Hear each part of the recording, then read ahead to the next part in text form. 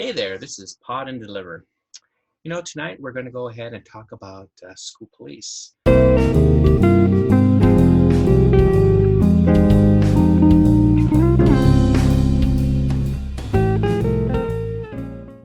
We normally aren't controversial here, and I don't tend to be.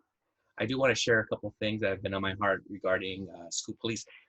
I know that my district recently decided to cut 1/3 of the school police officers that work at our schools.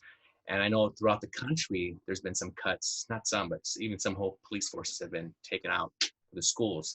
And I have some concerns. My first concern is that for the young people who are coming back to our schools. And I know for my district, students have already started coming, and then I know for the high school in about a week. And so I know that a lot of our students are, having some emotional and some trouble, even with their just communication. And so I know my school has done something really smart. They went ahead and had these triage groups where they look at kids like coming in. If they're having some trouble, we could send them to there, get some psychological help. And so I thought, wow, that's great that they're already seeing that young people right now are not doing well, okay? And so taking out the school police doesn't seem to be the smart thing at this point. I know that when I see that black and white in front of my school every morning, I have some peace inside. I say, wow, you know what? That is great. That's a deterrent. I go into my parking spot, and then throughout the day, I'll see the police, men, women walking through the campus. I go, that's great. There's a presence there. There's a presence of safety. And I know that throughout the country right now, there's different feelings and opinions on that. However, I know as a teacher, and I know a lot of my colleagues feel the same way. Not all of them, but I know a lot of them do feel safe when they see that black and white in front of their campus. How about you, Ruben? How do you feel about it?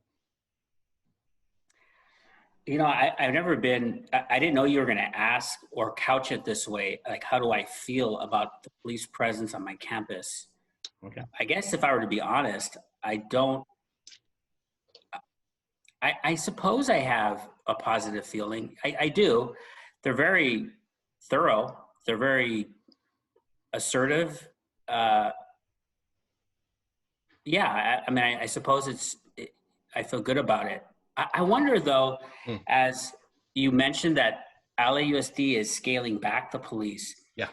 I'm wondering if there's things that we don't know about in terms of attendance issues, where the budget's probably being restructured anyway. They're probably scaling back because they have to anyway. But why would they want to say that? I just feel like maybe there's things that we don't know about. Sure. I do want to point out an LA Times article that indicated what they're going to do in replacement of school police. And according to this article, it said that they're going to replace police with school climate coaches. And what they're going to do is de-escalate. They're going to provide de-escalation techniques to replace, police. Okay. And they're going to try to reduce racial disparities in school discipline. So now I'm not sitting here saying that they're not going to do that, that's sure pie in the sky, but I will say that's a lot to put on these coaches. So I can't imagine they're going to be paid a whole lot to do something incredibly challenging, de-escalate techniques. This is something that we've talked about. That's hard for us. Sure. It's hard for the police to do, de-escalate. And so how do you do that exactly? I do want to say though that I don't doubt that something could be done in lieu of the police. I don't believe that the police is the answer to all this.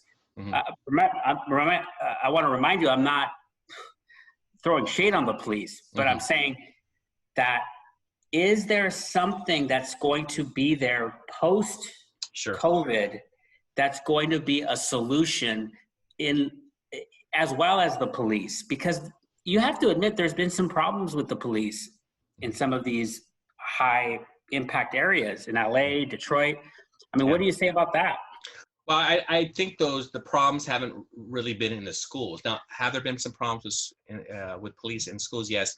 But we're talking, most of those problems are outside the campuses, right? True. And so I know my experiences. I mean, I know people who actually are concerned about what's happening outside the school with police, and there's definitely some issues that need to be addressed. But they will be the first one to say, "But I don't want them out of my school because that's two different issues." You know what I'm saying? One is, the behavior and even what police are, how they're serving the community or how they're not serving the community compared to what's happening on campus, which is a different community. And usually what happens is teachers and staff and students pretty much get along with the police on campus. There's usually a team atmosphere with that, I would say. I'm going to say something that I think we could probably agree on, and that is, part of me is thinking, what's going to happen when we all come back on campus? How is it going to look? And the issue of mass shootings, that's going to pop up again. Yeah. And I think you have a solution that will probably take care of much of the problem. You indicated earlier the issue of mental health. Yeah. And then on another podcast, I think you brought up the 80-20 rule or something, that 80% of the problems are committed by 20% of the, I think there's some truth to that, but also let's deal with mental health in a more serious way.